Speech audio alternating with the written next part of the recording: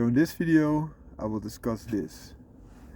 My hypothesis is that if you are an enthusiast, and an enthusiast is very often on a budget, you can pick either very high power or very low weight, but you cannot get them both. And if so, I would recommend picking a lightweight car as an enthusiast. So of course you want a lightweight car that is perhaps on the top of your budget, but if you take the lightest car that you could drive on that budget and you compare it to the most powerful car that you could buy on the budget, it could very well be that the lighter car is a more enthusiast derived car, because that car is not only good at accelerating because it's very light, and braking because it's very light, which a high power car does not need to brake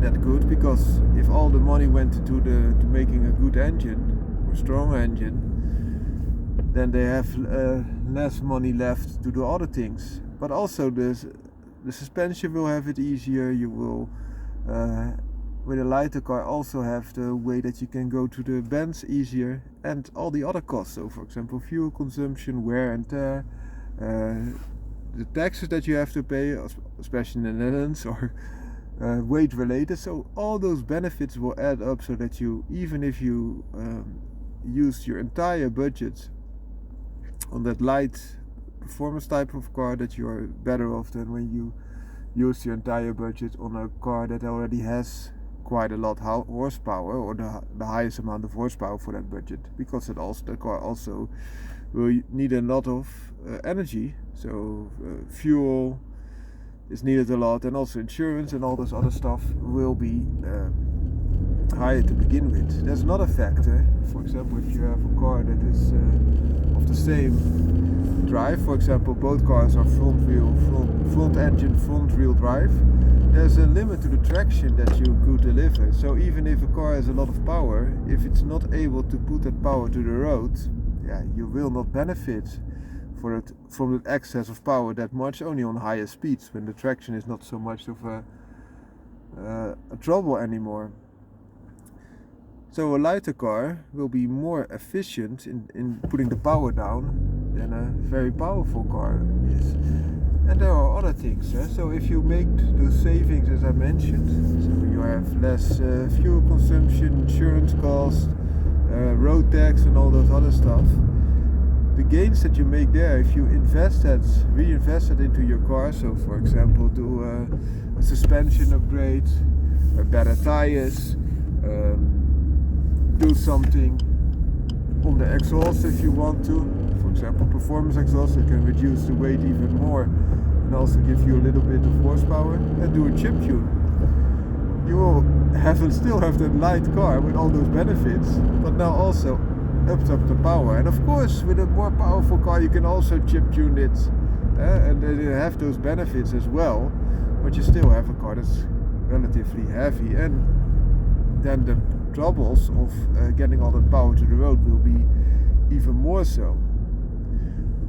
So in my opinion, when you start with a lighter performance type of car for your budget, you still have room to improve the horsepower without having too much traction issues, especially if it's not an all-wheel drive type of car, because that traction is quite an issue very often.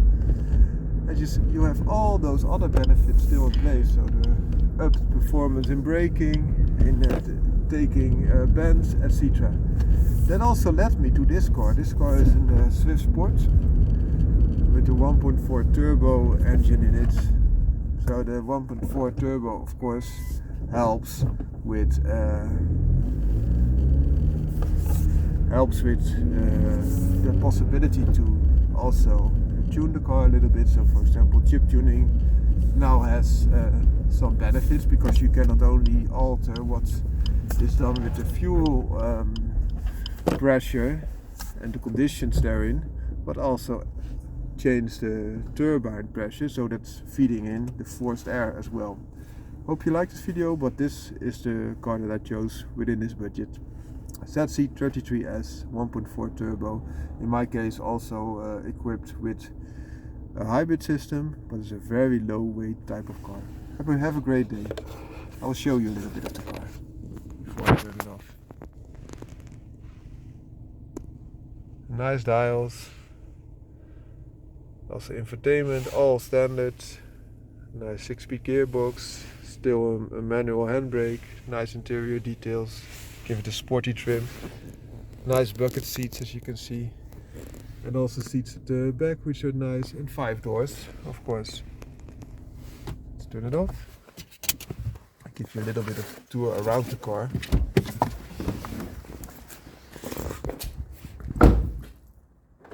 So also keyless entry. I upped the rims, so now there's some winter rims. Also, it's a little bit lowered. It also has a good AQS exhaust system, which is very light, and also adding some in the performance. So I'm doing what I preach. Yeah? You can all see the stands. It's a nice car. Have a great